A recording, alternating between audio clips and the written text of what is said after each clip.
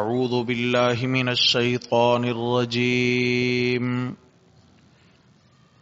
بسم الله الرحمن الرحيم. الحمد لله رب العالمين.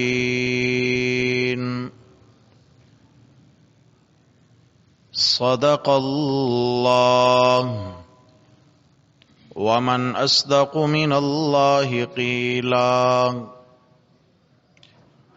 اللهم صل على سيدنا ومولانا محمد وعلى آل سيدنا ومولانا محمد وبارك وسلم عليه.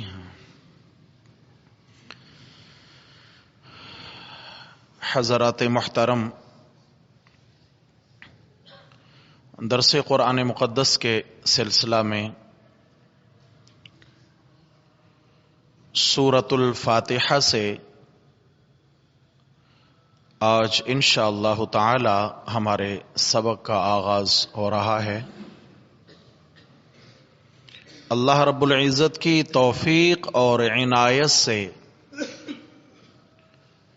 قرآن مقدس کی یہ عظیم سورت انشاءاللہ ہم سبقاً پڑھیں گے. وقت زیادہ بھی لگ سکتا ہے، اس لیے کہ قرآن مقدس کی 114 صورتیں ہیں اور 114 صورتوں میں یہ صورت سب صورتوں سے عظیم ترین صورت ہے. مضامین کے اعتبار سے رسول اللہ صلی اللہ علیہ وسلم کا ارشاد مبارک امام بخاری رحمہ اللہ نے صحیح بخاری میں نقل فرمایا ہے کہ آپ صلی اللہ علیہ وسلم نے فرمایا اعظم سورۃ فی القرآن، کہ سورۃ الفاتحہ قرآن مجید کی تمام صورتوں سے عظیم صورت ہے، بڑی صورت ہے. حالانکہ آیات کا حجم اگر دیکھیں تو بالکل مختصر ہے، الفاظ دیکھیں تو مختصر ترین صورتوں میں سے ایک صورت ہے، لیکن قرآن مقدس کی صورتوں میں اس کو عظیم ترین صورت کہا گیا ہے. تو الفاظ کے اعتبار سے نہیں، مضامین کے اعتبار سے.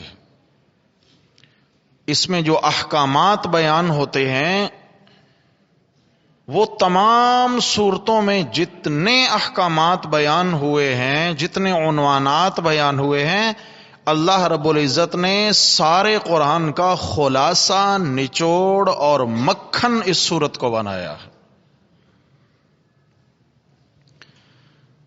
ترتیب صورتوں کی دو طرح کی ہے. ایک یہ ترتیب ہے کہ پہلے فاتحہ ہے، پھر سورۃ البقرہ ہے، پھر سورہ آل عمران ہے، نساء ہے، مائدہ ہے، الی آخرہ. یہ ترتیب ہے. اسے کہتے ہیں ترتیب مصحفی.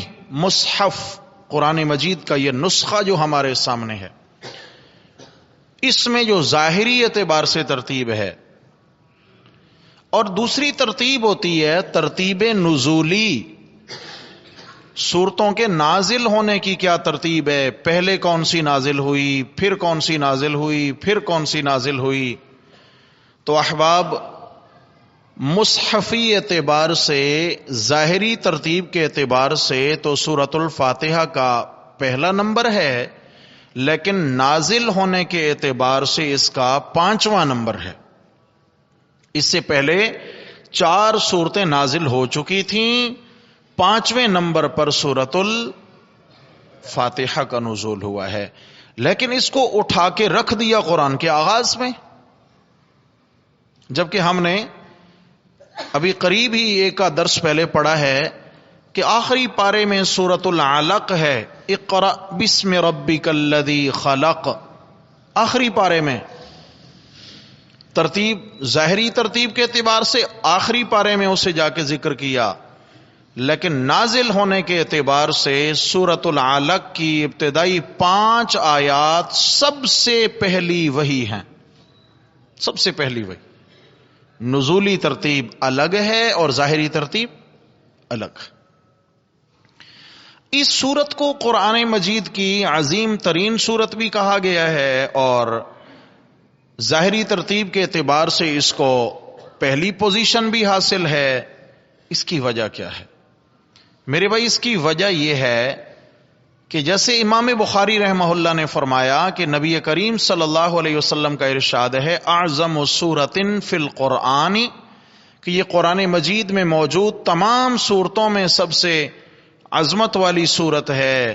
اس کی وجہ یہ ہے کہ جب بھی کوئی مصنف کتاب لکھتا ہے تو کتاب کے آغاز میں، شروع میں وہ ایک عنوان دیتا ہے، دی باچہ یا پیش لفظ یا حرف آغاز، کوئی اس طرح کا نام دے دیتا ہے ایک خاص مضمون کو، اور اس میں پوری کتاب کی عکاسی کرتا ہے وہ کہ بھئی اس کتاب میں ہم نے یہ بیان کیا، یہ بیان کیا، یہ بیان کیا، اس طرح کے دلائل لائے، اس طرح کی ہمارے عنوانات اس میں آئے، ہمارا مقصد کیا تھا یہ کتاب لکھنے کا، وہ دیباچہ ہوتا ہے۔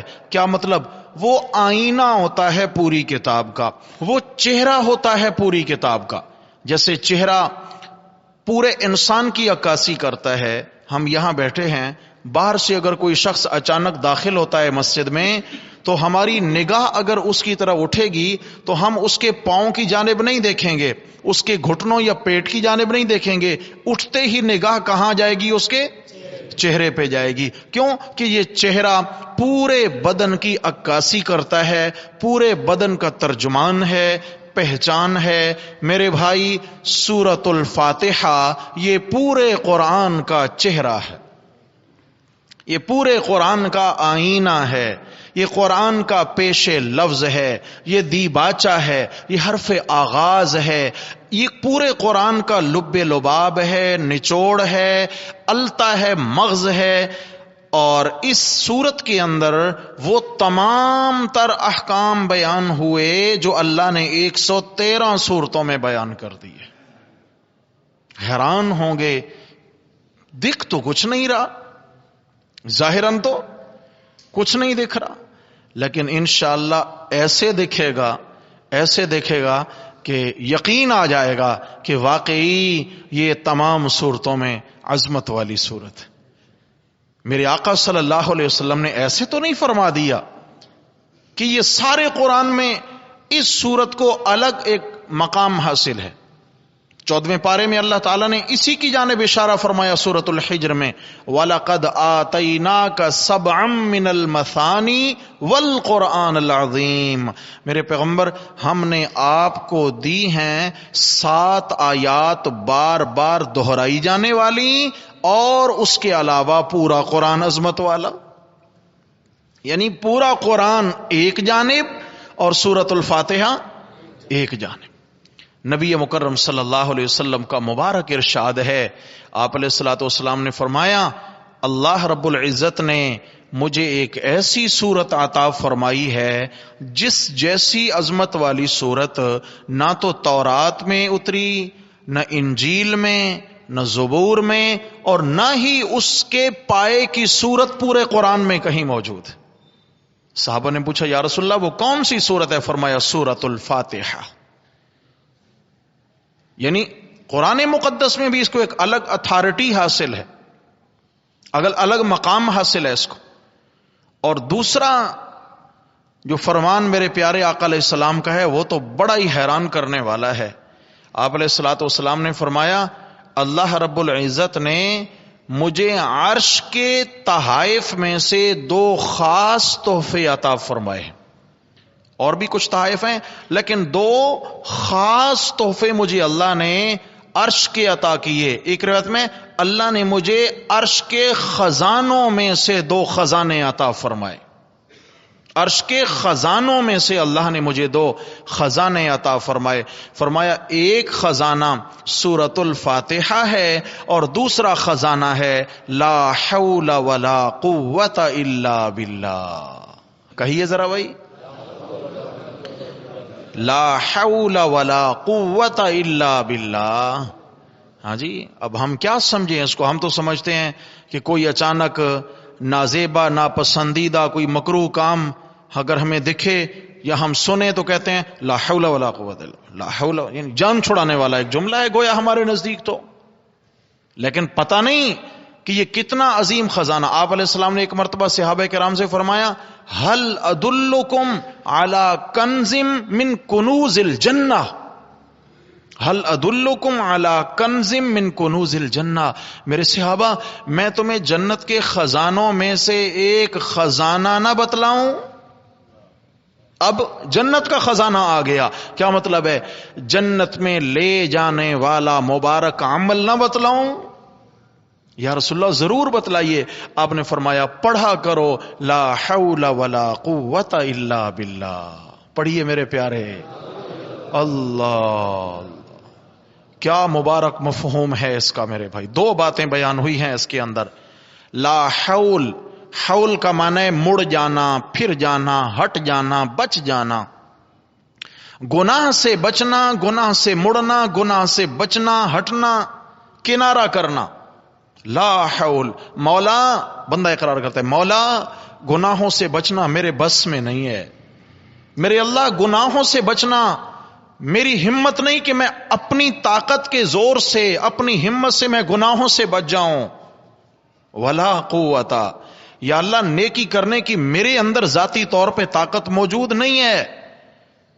میں اتنا دعویٰ کروں کہ میں بذات خود نماز پڑھ لوں، میں قرآن پڑھ لوں، میں ایمان پہ ثابت قدم رہ جاؤں، میں اپنا مال تیری راہ میں صرف کر ڈالوں. میرے مولا نیکی کرنا بھی میرے بس کی بات نہیں ہے، گناہ سے بچنا بھی میرے بس میں نہیں، اور نیکی اختیار کرنا بھی میرے بس میں نہیں. کیسے ہوگا؟ الا باللہ، سب تیری توفیق سے ہوگا، سب تیری توفیق سے ہوگا. جب بندہ اتنا کمزوری اور لاچاری کا اظہار اللہ کے حضور کرتا ہے تو میرا رب پھر فرماتا ہے میرے بندے گھبراتا کیوں ہے؟ گناہ سے بھی تیرے کو بچاؤں گا، نیکی کی توفیق بھی عطا فرماؤں گا. سمجھ آ گئی ہے؟ تو اس لیے میرے بھائی، جب بھی کبھی وسوسہ آئے، کوئی برا وسوسہ آئے، گناہ کا دل میں شوق اٹھنے لگے، شیطان دل میں کبھی کوئی گناہ کی چاہت ڈالنے لگے، تو فل فور جبر کرتے ہوئے اپنے نفس پر اس جملے کا ورد شروع کر دیں، لا حول ولا قوت الا باللہ. اور اس مفہوم کی طرح میرے اللہ شیطان بہکانے لگا ہے، بچنا میرے بس کی بات نہیں ہے، میرے اللہ میرا خیال رکھنا.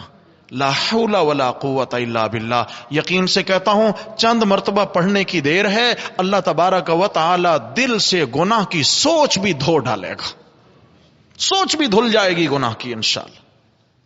تو میرے پیارے نبی صلی اللہ علیہ وسلم نے فرمایا اللہ تبارک و تعالی نے مجھے جنت کے 2 خزانے، عرش کے 2 خزانے عطا فرمائے. ان میں ایک ہے سورۃ الفاتحہ اور دوسرا ہے لا حول ولا قوت الا باللہ. ہاں جی، دونوں جنت کے خزانے ہیں، دونوں عرش کے انعامات ہیں، اللہ کی جانب سے خصوصی انعامات ہیں. تو میرے بھائی، ہمیں ایک تو لا حول ولا قوت الا باللہ اس ورد کو بھی انشاءاللہ اپنانا ہے، اور سورۃ الفاتحہ بھی جنت کا خزانہ ہے، اس کو بھی انشاءاللہ جی فاتحہ دیں گے ٹھیک ہے نا جی. ہم نے کیا کیا بھائی؟ فاتحہ دینی ہے. کس پر جی؟ کھانے پر. کیوں جی؟ جمعرات ہے. کیوں جی؟ روحیں آتی ہیں، مرنے والوں کی روحیں آتی ہیں، اور وہ جناب آ کر ہم سے حلوہ شریف مانگتے ہیں، اس پر ہم نے کیا دینا ہے؟ فاتحہ دینی ہے، اور جناب خود پھر رگڑ جانا ہے. واہ بھائی، عجیب دین ہے بھائی. قرآن اسی لیے آیا کہ کھانوں پہ پڑھو لوگوں کو دھوکہ دو اور لوگوں کے ذہن میں یہ بات ڈال دو کہ یہی دین ہے، اس کے علاوہ کوئی دین ہی نہیں ہے۔ فاتحہ آئی تھی حلوے پہ پڑھنے کے لیے، فاتحہ آئی تھی پھلوں پہ پڑھنے کے لیے، پڑھ کے پھر جناب مولوی صاحب کھا جائیں، بس ٹھیک ہے جی مردے کو پہنچ گیا حلوہ۔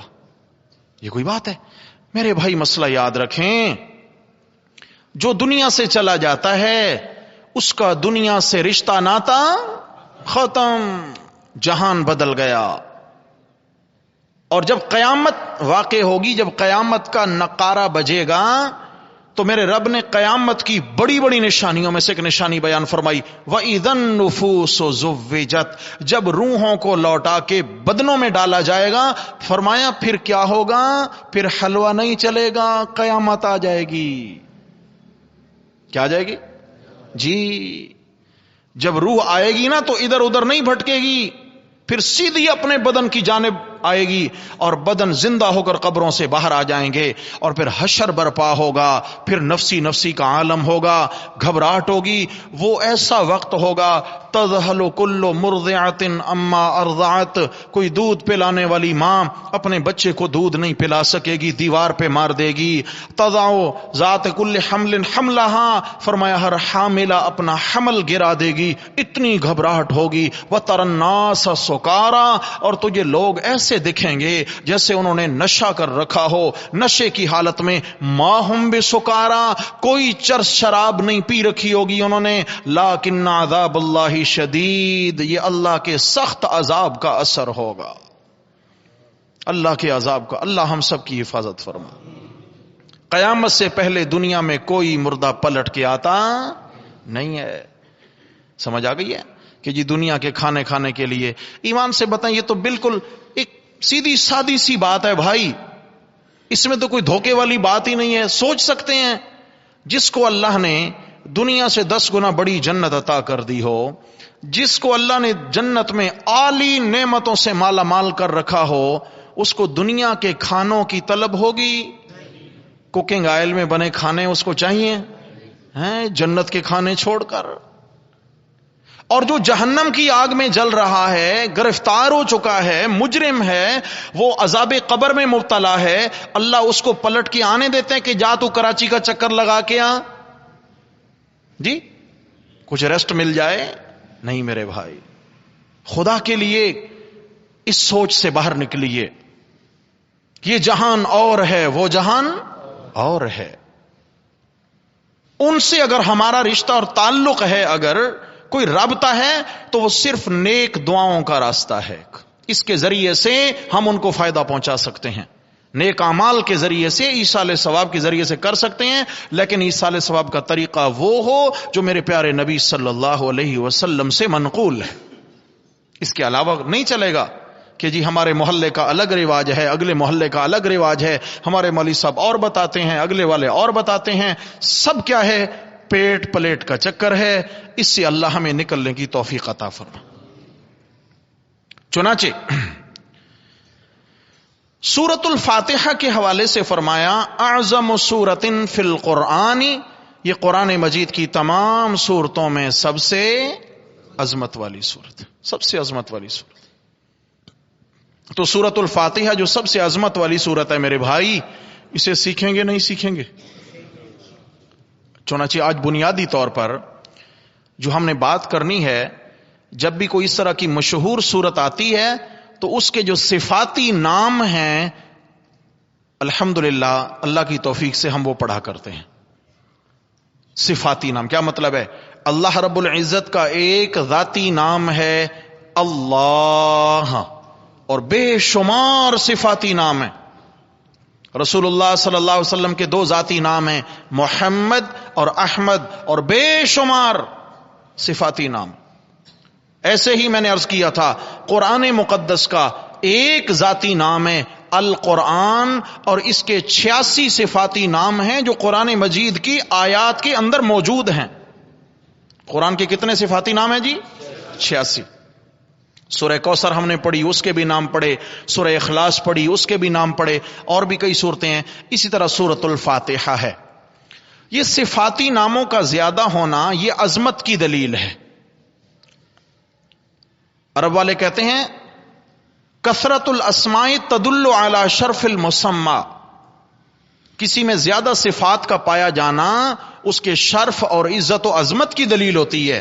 ایک شخص ہے، اس کا نام ہے عبداللہ، وہ ظاہری اعتبار سے حسین و جمیل بھی ہے، عالی نسب بھی رکھتا ہے، اور اس کے علاوہ قرآن کا حافظ بھی ہے، قاری بھی ہے، عالم بھی ہے، مفتی بھی ہے، شیخ الحدیث بھی ہے، شیخ التفسیر شیخ القرآن بھی ہے، بہترین مبلغ اور واعظ بھی ہے، تہجد گزار اور شب زندہ دار بھی ہے. میرے بھائی کیا خیال ہے اس عبداللہ کے اندر یہ کثیر صفات آئیں تو عظمت بڑھی یا کم ہوئی؟ جی، اسی عبداللہ کو حافظ صاحب بھی کہہ لیتے ہیں، قاری صاحب بھی کہہ لیتے ہیں، مولانا صاحب بھی کہہ دیں گے، مفتی صاحب بھی کہہ دیں گے، شیخ صاحب بھی کہہ دیں گے، واعظ بھی، مبلغ بھی، ساری باتیں اس پر آتی ہیں. تو یہ الگ الگ اس کی صفات ہیں، ہر صفت کا الگ مقام ہے. میرے بھائی ایسے ہی سورۃ الفاتحہ کے بھی کئی صفاتی نام ہیں جو اس کی الگ الگ صفات اور کمالات کو کھول کر بیان کرتے ہیں. تفسیر کبیر میں امام فخر الدین رازی رحمہ اللہ بڑے عظیم پائے کے مفسر ہیں. امام فخر الدین رازی رحمہ اللہ، انہوں نے تفسیر کبیر کے اندر سورۃ الفاتحہ کے 32 نام ذکر فرمائے ہیں. کتنے میرے پیارے؟ اس کے صفاتی 32 نام ذکر فرمائے ہیں. اس کا مشہور نام ہے الفاتحہ. کیا ہے بولو؟ حالانکہ آپ دوستوں کو پتا ہے، پہلے بھی یہ بات کئی بار اشارتاً ہو چکی کہ قرآن مجید کی جو سورت کا نام ہوتا ہے نا، وہ اسی سورت کے کسی لفظ سے لیا گیا ہوتا ہے، اور یہ من جانب اللہ مقرر ہیں. من جانب اللہ، کسی عالم کی طرف سے یہ تقرر نہیں ہے، من جانب اللہ یہ نام مقرر ہیں. رسول اللہ صلی اللہ علیہ وسلم نے خود ان سورتوں کے نام تجویز فرمائے ہیں. جیسے البقرہ ہے تو سورت کے اندر البقرہ کا لفظ موجود ہے، آل عمران ہے تو اس میں آل عمران کا لفظ ہے، نساء کے اندر لفظ نساء موجود ہے، پھر آگے چلے مائدہ کے اندر لفظ مائدہ موجود ہے. لیکن 3 صورتیں قرآن کی ایسی ہیں جن کا نام ان کی آیات میں بانداز الفاظ موجود نہیں ہے. ایک صورت ہے سورۃ الانبیاء، انبیاء کے اندر نبیوں کے نظریات بیان ہوئے ہیں لیکن لفظ الانبیاء موجود نہیں ہے. اور دوسری ہے سورۃ الاخلاص، قل هو اللہ احد، اس میں لفظ الاخلاص ہے نہیں ہے. اور تیسری ہے سورۃ الفاتحہ، فاتحہ کے اندر لفظ فاتحہ موجود. تو یہ الفاتحہ اس کو کیوں کہتے ہیں؟ یہ اس کا ایک نام ہے. اس کی 2 وجہ ہیں. پہلی وجہ تو یہ ہے، فاتحہ کا لفظی معنی ہے کھولنے والی. فتح کہتے ہیں نا، فلاں شہر فتح ہو گیا. کیا مطلب ہے؟ کہ حملہ آور فوج پر اس شہر کے دروازے کھل گئے. فتح کا یہ مطلب ہے کھل گیا، وہ شہر بند تھا، داخلہ بند تھا، فتح ہو گیا، اس کے دروازے کھل گئے. تو الفاتحہ کا معنی ہے کھولنے والی. کس چیز کو کھولنے والی؟ جب ہم قرآن مجید کو تلاوت کے لیے کھولتے ہیں تو شروع میں سب سے پہلے کون سی سورت کھلتی ہے؟ قرآن کو کھولنے والی. قرآن کو کھولنے والی، قرآن کا دروازہ ہے، اسی سے داخل ہونا ہوگا. الفاتحہ ہے، یہ صدر دروازہ ہے قرآن کا، اسی سے آنا ہوگا. اور دوسری وجہ یہ ہے الفاتحہ کہنے کی، نماز میں قرات کو کھولنے والی. امام صاحب جب نماز پڑھاتے ہیں تو قرات کا آغاز کہاں سے کرتے ہیں؟ سورۃ الفاتحہ سے. قرات کو کھولنے والی وجہ تسمیہ الفاتحہ یہ بھی ہے. اس کا دوسرا نام ہے سورۃ الکنز. سورۃ الکنز، خزانوں والی سورت. کون سی سورت؟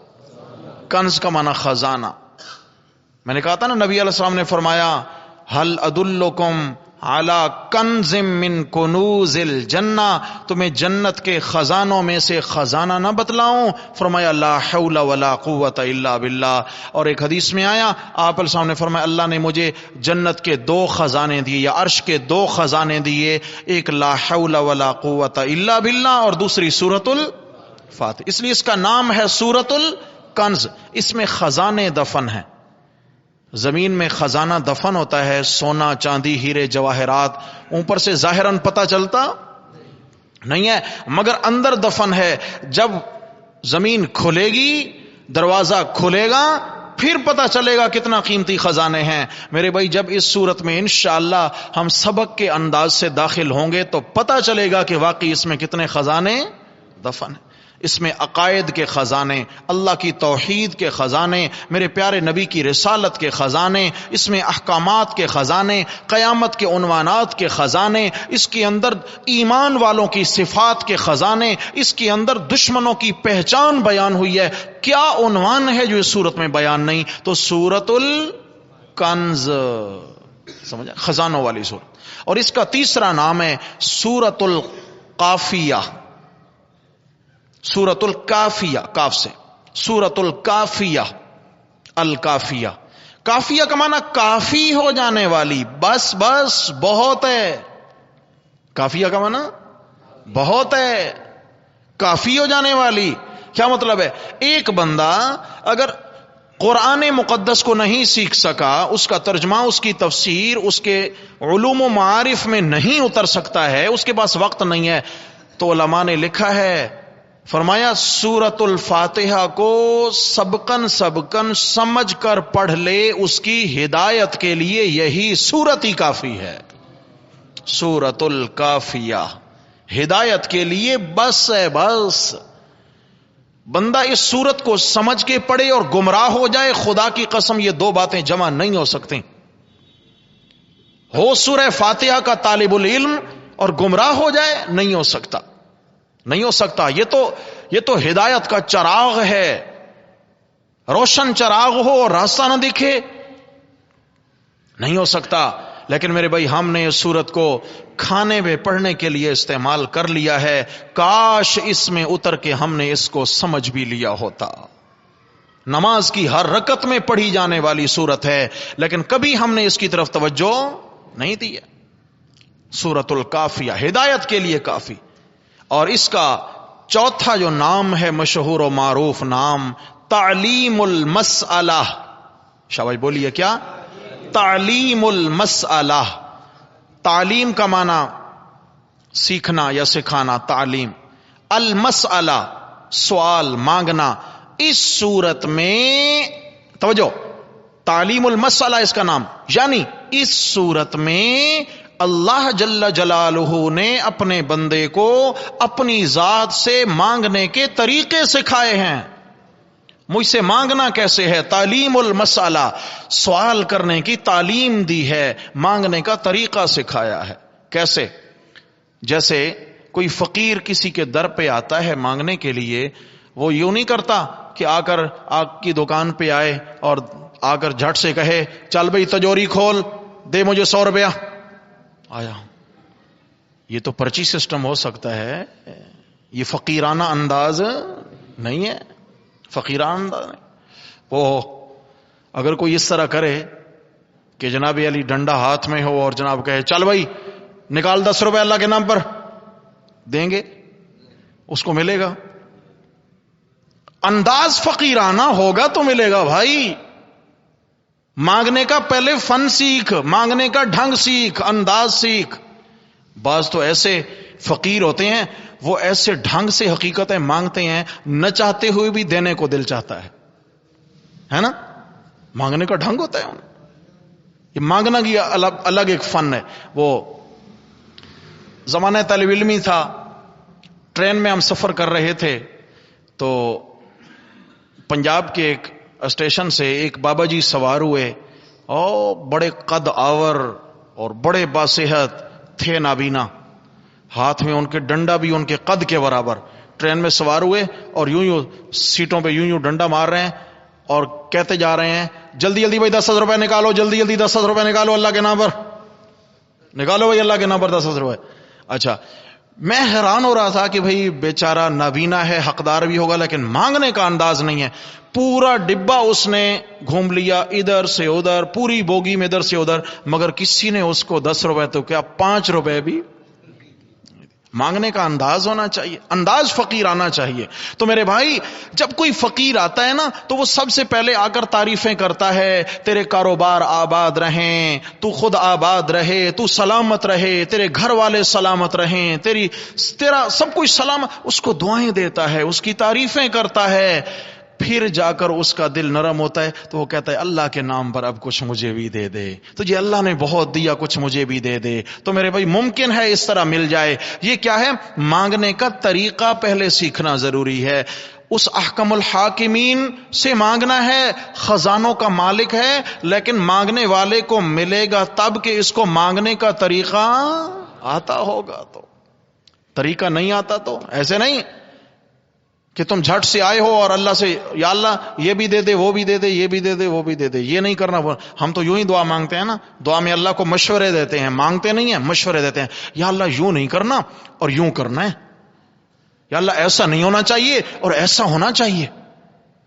یہ دعا ہے یا مشورہ ہے بھائی؟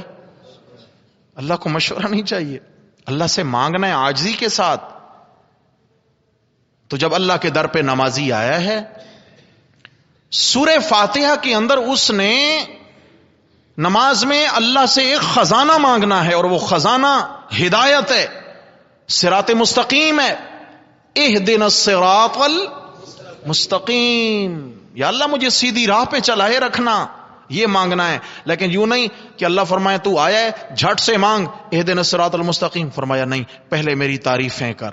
الحمدللہ رب العالمین الرحمن الرحیم مالکی یوم الدین ایاک نعبد و ایاک نستعین۔ میرے گن گا، میرے گیت گا، میرے گیت گا، میری تعریفیں کر، میری حمدیں کر، میری ثنائیں کر، میری بزرگی بیان کر، اور اس کے بعد مانگ اہدنا الصراط المستقیم۔ میرے مولا فقیر کچھ مانگنے آیا ہے، دنیا نہیں مانگتا، جنت کا راستہ مانگتا ہے۔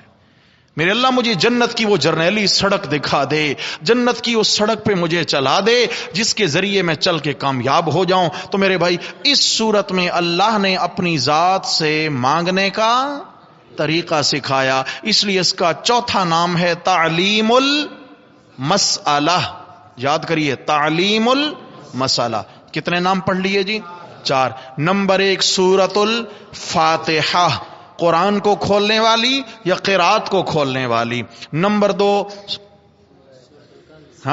سورۃ الکنز، خزانوں والی سورت، دفینہ ہے خزانوں کا، یہ خزانوں کی کان ہے۔ کہتے ہیں جی سونے کی کانیں برآمد ہو گئیں ہیں، خزانے، ہیرے جواہرات۔ تو یہ سورت جو ہے نا یہ بھی خزانوں کا دفینہ ہے، اس کو کھولنا ہے۔ جب تک کھولیں گے نہیں، سمجھیں گے نہیں، تب تک خزانے پا سکتے نہیں ہیں۔ اور تیسرا اس کا نام ہے سورۃ الکافیہ، ہدایت کے لیے کافی وافی سورت ہے۔ اور چوتھا نام ہے تعلیم المسئلہ۔ اس سورت میں اللہ نے اپنی ذات سے مانگنے کے طریقے سکھائے ہیں۔ اللہ رب العزت ہم سب کو انہی طریقوں کے مطابق اپنی ذات سے مانگنے کی توفیق عطا فرمائے۔ بقیہ انشاءاللہ اگلے سبق میں۔ اقول قولی ھذا استغفر اللہ واتوب۔